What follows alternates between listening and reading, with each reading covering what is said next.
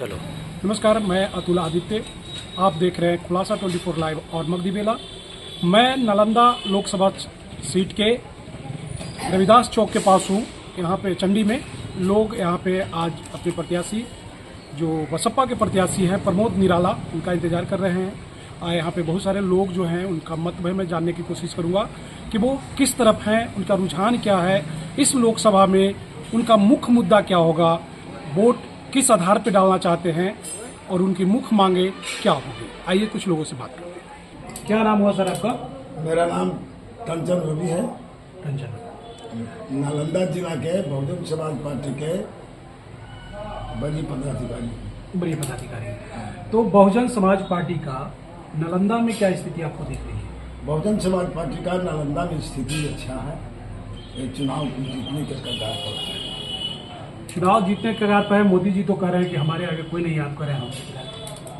मोदी जी इतना जनता को धोखा दिया है कि मोदी जी अपना हाथ से अपना पीठ थपथपाने से काम नहीं चलेगा। मोदी ने बहुत सारे वादा किया जनता से, एक वादा भी उन्होंने पूरा किया। एक तो सब जनता को खाता खुलवाया और खाता खुलवा कहा कि हर गरीब को खाते पर 15 लाख रुपया होगा। अच्छा, सभी पार्टियों का गठबंधन हुआ, आपका किसी से गठबंधन नहीं हुआ? हाँ, इसलिए गठबंधन हमको न हुआ कि हमारे जो वोट है जिसके साथ हम गठबंधन करते हैं, हमारा वोट उसमें टर्न होता है, लेकिन उसका वोट हमें टर्न न होता है। तो आपको तो महादलित बनाया गया है। हाँ, सरकार ने आपको नीतीश तो नीतीश कुमार का कहना है कि जितना भी महादलित हैं वो हमारे बेस बुझ रहे हैं। नीतीश कुमार जो बोल रहे हैं कि जितना भी महादलित हैं हमारे बेस वोट हैं। नीतीश जी ने यहाँ के मूल निवासियों का जो उन्होंने महादलित बना करके उन्होंने महामूर्ख बनाया है। इसलिए कि महादलित के मतलब ही होता है, सब मतलब डिक्शनरी उठाकर देखा जाए तो वो चंडाल होता है। हम लोगों का चंडाल बनाने का नीतीश किया है। तो क्या मतलब नीतीश कुमार आपको बेइज्जती करने का काम किया आपके समाज को? हमारा समाज के बेइज्जती इतना बड़ा बेइज्जती किया है, उतना बड़ा कोई बेइज्जती न किया था। जो बेइज्जती हमको फर्स्ट बार में है, लेकिन हमको गांधी ने किया था। गांधी ने ही हमारे हरदम शब्द का नाम गांधी नहीं लाया था, और दूसरा बार इन्होंने महादलित को नाम यहाँ पर हमको नीतीश कुमार। हरिजन, गांधी का कहना था कि हरिजन मतलब भगवान का भक्त। हमारा कहना है कि हरिजन, जो हरिजन कहा, जो मठ मंदिर में नाजायज संतान पैदा होता था उसे कहता था। वहाँ के देखिए पंडित पुजारी ने, पुरोहितों ने किया है देखिए हरि का दिया हुआ जन्म है। हम लोगों को जो देवदासियों से पैदा होता था, देवदासियों से पैदा होता था, उसी को उन्होंने हरिजन नाम धरा था। और वो हरिजन नाम हम लोग के धरा, मतलब हम लोग को भी दुगले का औलाद कहा, बताया कि लोग भी दुगले का औलाद है। तो हरिजन शब्द गाली है। गाली है। तो अब आप लोग इस बात के कैसे विरोध करेंगे और इसके जगह पे आप कौन सा शब्द यूज करना चाहिए? इसके शब्द में जो हमारे बाबा साहब ने संविधान लिखे गए हैं, SC ST OBC, हमें इस संविधान में आज भी देखिए जाकर के बिहार शरीफ थाना में SC ST थाना लिखा हुआ होता है, न कि हरिजन थाना लिखा हुआ होता है। तो हमारे बाबा साहब ने संविधान में ला करके दर्शा दिया, शुद्ध कर दिए कि हम लोग SC ST के लोग हैं। मतलब शेड्यूल कास्ट हो गए, शेड्यूल ट्राइब कास्ट हो गए, अनुसूचित जाति। हाँ, तो अनुसूचित जाति और अनुसूचित जनजाति। तो आप चाहते हैं कि अनुसूचित जाति से मुझे संबोधित किया जाए? संबोधित किया, हमें अनुसूचित जाति से संबोधित किया जाए। मैं खुश हूँ। ये दोनों ही शब्द आपके लिए गाली है? ये दोनों शब्द हमारे हरिजन और दलित। हाँ, गाली है। हरिजन और दलित, महादलित एक गाली है।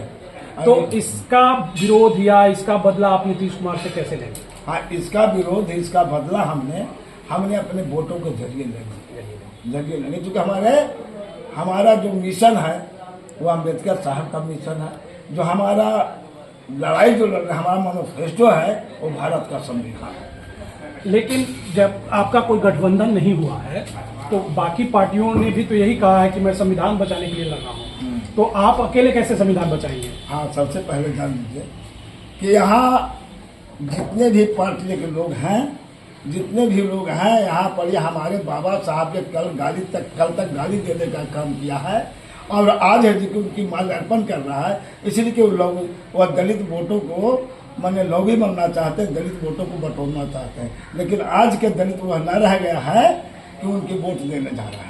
तो आपका मानना है कि जो भी पार्टियां आज बाबा साहब की चर्चा कर रहा है या बाबा साहब का नाम ले रहा है, उनके पीछे केवल वोट बैंक है, वोट बैंक करने के तो हाँ। बाबा साहब के प्रति कोई सम्मान नहीं है। ना एकदम मूर्ति है कि मैंने कि वह आज की माल्यार्पण करता है, दूसरी तरफ मूर्ति को भी तोड़ दिया जाता है।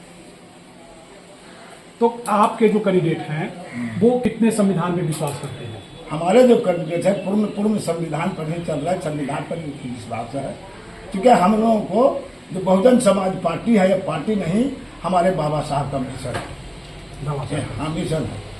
तो इस बार जो मोदी का 400 पार है उसको रोक पाएंगे आप?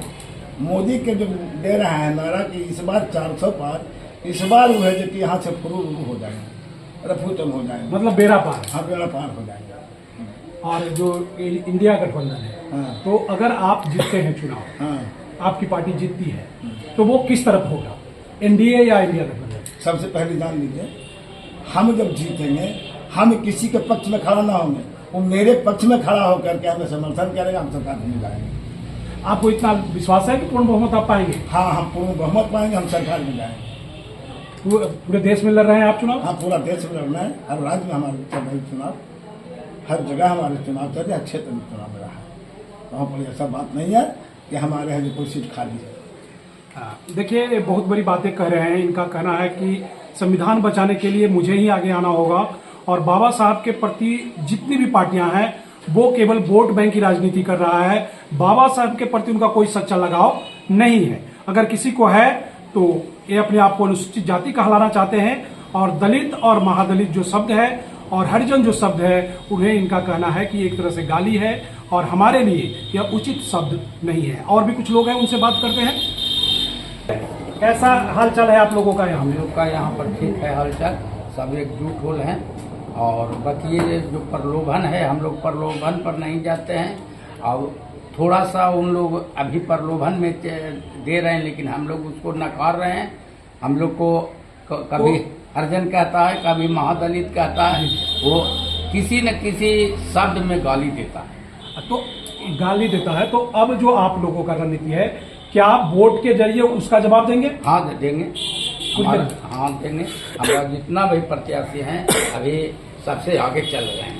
अच्छा, निराला जी का यहाँ क्या स्थिति है? निराला जी का बहुत अच्छा है। यहाँ निराला जी सबसे आगे चल रहे हैं। हम लोग कदम से कदम मिला के चलेंगे। यहाँ हर जनता कदम से कदम मिला रहे हैं। तो बहुजन एक हो रहे हैं या केवल रविदास एक हो रहे हैं, पासवान एक हो रहे हैं? यहाँ 85 एक हो रहे हैं। 85 एक 85 एक हो रहे हैं। तो फिर आपका गठबंधन तो नहीं है? गठबंधन नहीं है, फिर भी हम लोग अभी आगे आएंगे, सुनिश्चित है चुनाव जीतेंगे। और बाकी जो गठबंधन है मेरे साथ है। कैसे 85% एक होगा? चुका 85% एक कैसे होगा? हो जाएगा। एक दूसरे से हम लोग मिलजुल के बात करके एक होने के प्रयास करेंगे। लेकिन पार्टियां अलग अलग जब चुनाव लड़ेगी तो फिर एक कैसे हो जाएगी? हम दस्तक से राकेश कुमार बात कर रहे हैं। मालूम होगा ना, उसके बाद आधार क्षेत्र में आए तो इसलिए कॉल वोट तो आपका खुद का ही बटेगा। आपने टाइम भी दिए थे, लेकिन है जो बिजी थे शाम तक। हमारा जो बहुजन का है एक तरह से पटना में है, तो इसमें पड़ेगा ही। कल संभव हो पाएगा तो सर एक बार तो है पूरा जो आपका बहुजन व्हाइट जो है आपसे कुछ संवाद करना था लोकसभा केवल चुनाव। अनुसूचित जाति या पूरा बहुजन समाज? पूरा बहुजन माने अनुसूचित भी, उसके साथ OBC, पूरा सब। हाँ, OBC 285 जो है 85%। ठीक है। तो 85% पर पूरा विश्वास है आपको। और जो आपके कैंडिडेट है प्रमोद जी, प्रमोद निराला, उनका क्या है, उनके बारे में क्या करना चाहिए आपको? वो भी अच्छा है, और उनको ही लोग सपोर्ट करेंगे, देंगे उनका वोट। आप लोग उनके समर्थन में हैं? हाँ, उनके समर्थन में है। मैं चंडी विधानसभा भी है ना, चंडी विधानसभा के में हूँ, और यहाँ पे मैंने लोगों से बात किया है, और जो लोगों का मत है वो कहना है कि इस बार बहुजन समाज पार्टी के जो प्रत्याशी हैं प्रमोद निराला, उनका पक्ष मजबूत दिखता है और वो चुनाव जीत भी सकते हैं। तो देखिए कि क्या होता है। 4 जून का इंतजार रहेगा। वोटिंग यहाँ 1 जून को है।